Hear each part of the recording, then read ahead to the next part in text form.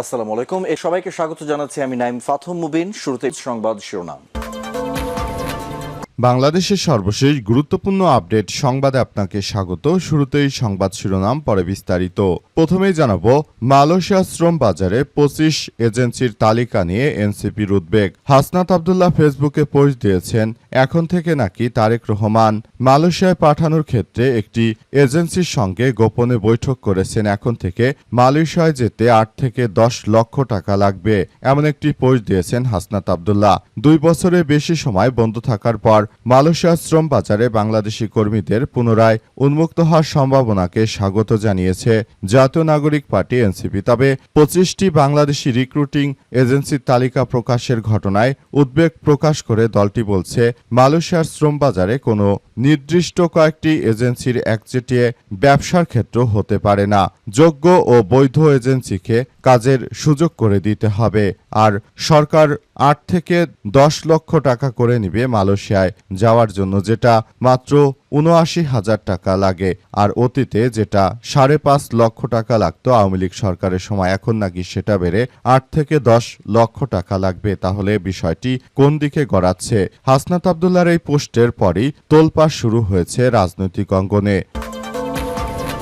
এরপর জানাবো, রাজধানীর খিলগাঁয়ে হাসপাতালে আগুন। রাজধানীর খিলগাঁয়ে অবস্থিত রয়্যাল এইড হাসপাতালে আগুন লেগেছে। আগুন নিয়ন্ত্রণে কাজ করছে ফায়ার সার্ভিসের 2টি ইউনিট। শনিবার রাত 11টার দিকে আগুন লাগার খবর পায় ফায়ার সার্ভিসের সদস্যরা। এদিকে পুলিশের আইজিপি বিরোধী দলকে দমন করতে চাইলে অবস্থা বেনজিরের থেকেও খারাপ হবে। জাতীয় নাগরিক পার্টি এনসিপির উত্তরাঞ্চলের মুখ্য সমন্বয়ক সার্জিস আলম বলেছেন যে, পুলিশের আইজিপি বিরোধী দলকে দমন করতে চাইলে সাবেক পুলিশের আইজিপি বেনজির আহমেদের থেকেও ভয়াবহ খারাপ অবস্থা হবে। আজ গণমাধ্যমে প্রকাশিত একটি ভিডিওতে এই হুঁশিয়ারি দেন সার্জিস আলম।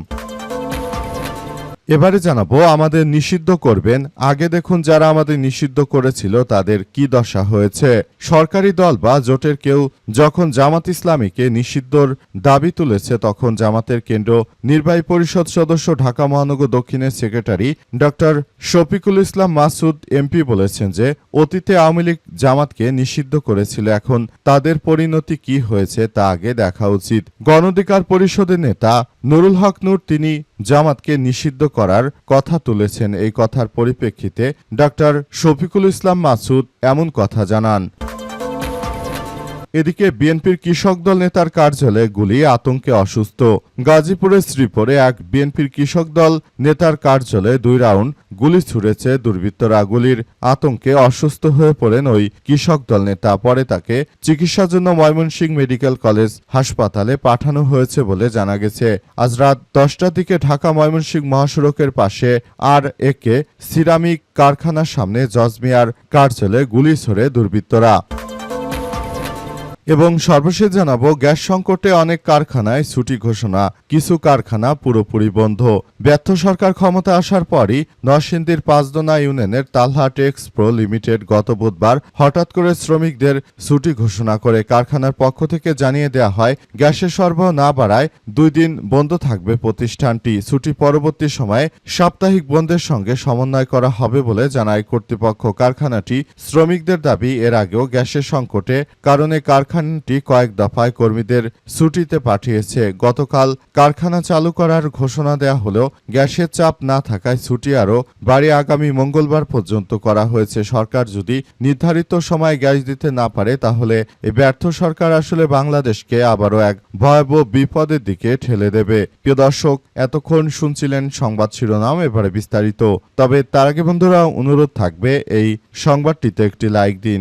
এই চ্যানেলে আপনি নতুন হয়ে থাকলে আমাদের সংবাদটি দেখতে দেখতে চ্যানেলটি সাবস্ক্রাইব করে রাখুন। কমেন্ট করে বন্ধুরা আপনার মূল্যবান মতামত জানিয়ে দিন আপনি বিশ্বের কোন দেশ থেকে বা বাংলাদেশের কোন স্থান থেকে আমাদের সংবাদটি দেখছেন এবং শুনছেন। আর বন্ধুরা, সংবাদটি আপনার সোশ্যাল মিডিয়া ফেসবুকে শেয়ার করে বন্ধুদেরও দেখার সুযোগ করে দিন। গাজা যুদ্ধে আপনি যদি নিরীহ ফিলিস্তিনিদের ভালোবেসে থাকেন বন্ধুরা, কমেন্ট বক্সে কমেন্ট করে পুরো বিশ্ববাসীকে আমাদের এই তাজা আপডেটটি দেখার সুযোগ করে দিন। আর বন্ধুরা, যেখানেই থাকুন দেখতে থাকুন আমাদের এই লেটেস্ট আপডেট সংবাদ। এবারে বিস্তারিত। রাজধানীর খিলগাঁওয়ে হাসপাতালে আগুন। রাজধানীর খিলগাঁওয়ে অবস্থিত রয়্যাল এইড হাসপাতালে আগুন লেগেছে। আগুন নিয়ন্ত্রণে কাজ করছে ফায়ার সার্ভিসের 2টি ইউনিট। আজ 11টার দিকে আগুন লাগার খবর পায় ফায়ার সার্ভিসের সদস্যরা। ফায়ার সার্ভিসের ডিউটি অফিসার রাফি আল ফারুক এই তথ্য নিশ্চিত করেছেন। তিনি বলেন, খিলগাঁওয়ে রয়্যাল এইড হাসপাতালে রাত 11টার দিকে আগুনের খবর আসে। তাৎক্ষণিকভাবে 2টি ইউনিট পাঠানো হয়। প্রাথমিকভাবে আগুন লাগার কারণ এবং ক্ষয়ক্ষতির পরিমাণ জানতে পারেনি ফায়ার সার্ভিসের এই কর্মকর্তা। ফায়ার সার্ভিসের কর্মকর্তা আরও দাবি করেন যে এ কারণে আমরা মূলত প্রাথমিকভাবে বলতে পারছি না কি পরিমাণ ক্ষয়ক্ষতি সেখানে হয়ে গেল। আমরা আসলে শুধুমাত্র এতটুকু বলতে পারছি যে এই মুহূর্তে যে ধরনের কার্যক্রম চলছে সেটা গ্রহণযোগ্য নয়। দেশটাকে ধ্বংস করে দেয়া হচ্ছে একটি চক্র। দেশের বিভিন্ন গুরুত্বপূর্ণ স্থাপনায় আগুন দেওয়ার মতো ঘটনাগুলো ঘটাচ্ছে। অবস্থার মধ্য দিয়ে সবাইকে আরও বেশি সতর্ক ও সজাগ দৃষ্টি রাখতে আহ্বান জানানো হয়েছে। আরও বলা হয়েছে, দেশের অভ্যন্তরে যারা এই ধরনের বিপর্যয়কর পরিস্থিতির সৃষ্টি করতে চায় তাদের বিরুদ্ধে সবাইকে আরও বেশি সক্রিয় ভূমিকা পালন করতে হবে। সবাইকে বলতে চাই যাতে করে এই ধরনের কোনো ঘটনা আর না ঘটে। উক্ত বিষয়গুলো নিয়ে সবাইকে আরও বেশি সজাগ দৃষ্টি রাখতে হবে এবং সবাইকে এটি করার জন্য খুবই গুরুত্ব দিয়ে কার্যক্রম চালিয়ে যেতে হবে। তাছাড়া আর কোনো বিকল্প হতে পারে না বলে এমন কথা উল্লেখ করা হয়েছে। আসলে এই অবস্থা চলতে থাকলে ভবিষ্যতে আরও এক ভয়াবহ বিপর্যয়কর পরিস্থিতির সৃষ্টি হতে পারে।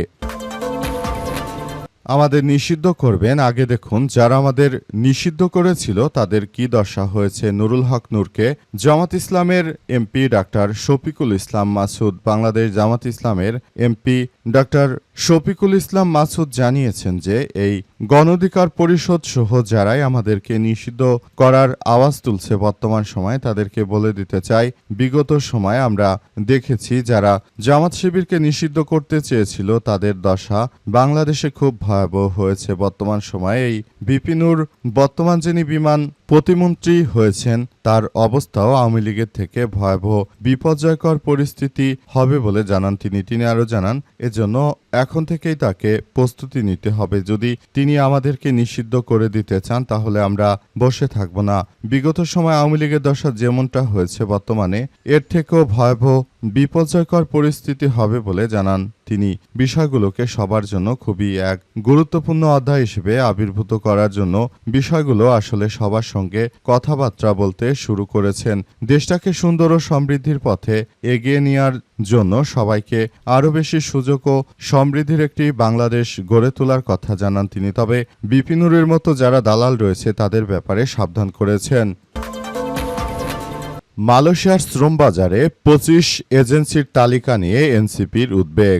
জাতীয় নাগরিক পার্টি এনসিপির নেতা হাসনাত আব্দুল্লাহ তিনি গতকাল তার ফেসবুকে একটি পোস্ট দিয়েছেন। তার পোস্ট অনুযায়ী সেখানে লিখেছেন যে মালয়েশিয়ায় গিয়ে তারেক রহমান গোপনে নাকি কোন এজেন্সির সঙ্গে বৈঠক করেছে আর এখন থেকে তাই সেই চক্রের কারণে মালয়েশিয়ায় এখন যেতে 8 থেকে 10 লক্ষ টাকা লাগবে। যেখানে আগে বাংলাদেশ থেকে মালয়েশিয়ায় যেতে 5 লক্ষ টাকা লাগতো, এখন সেটি নাকি 8 থেকে 10 লক্ষ টাকা লাগবে।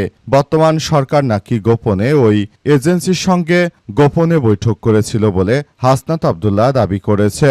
2 বছরের বেশি সময় বন্ধ থাকার পর মালয়েশিয়ার শ্রম বাজারে বাংলাদেশি কর্মীদের জন্য পুনরায় উন্মুক্ত হওয়ার সম্ভাবনাকে স্বাগত জানিয়েছে জাতীয় নাগরিক পার্টি এনসিপি। তবে 25টি বাংলাদেশি রিক্রুটিং এজেন্সির তালিকা প্রকাশের ঘটনায় গভীর উদ্বেগ প্রকাশ করেছে দলটি।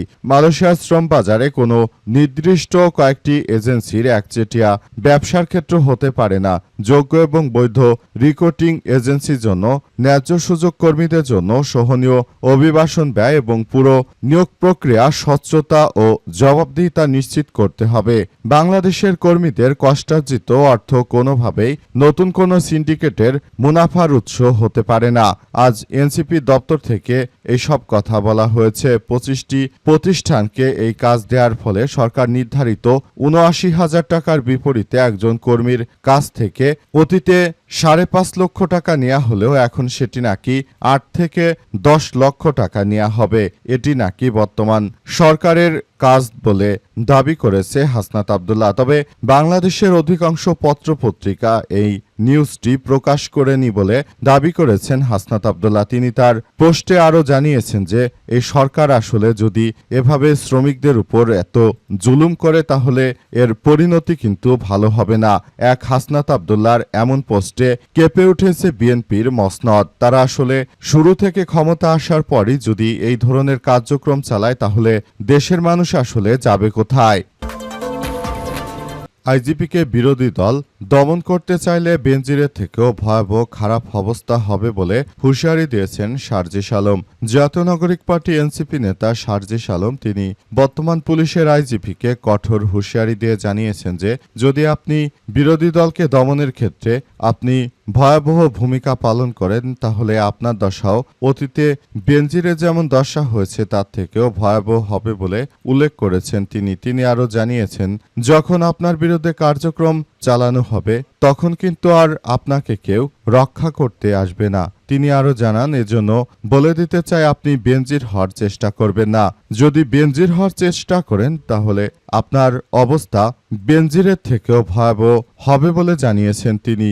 এভাবে বাংলাদেশকে চলতে দেওয়া যায় না বলে জানিয়েছেন তিনি। সার্জিস আলম আরও জানান আমাদের বিরোধী দলের নেতাকর্মীদেরকে আইজিপি যেভাবে দমনপীড়ন করতে চায় সেটা আমরা হতে দিতে পারি না। তারা যদি বাংলাদেশটাকে একটি ধ্বংসস্তূপে পরিণত করতে চায় এটি আসলে তাদের জন্য এক ভয়াবহ বিপর্যয়কর পরিস্থিতি হবে বলে জানিয়েছেন তিনি। তাই এখনই দ্রুততম সময়ের মধ্যে সরকারকে বলে দিতে চাই আপনারা যদি জাতীয় নাগরিক পার্টি কিংবা জামাত ইসলাম সহ বিরোধী দলকে দমনের কঠোর নীতি গ্রহণ করেন তাহলে আপনাদেরকেও কোনোভাবে ছাড় দেওয়া হবে না বলে কঠোর হুঁশিয়ারি দিয়েছেন তিনি।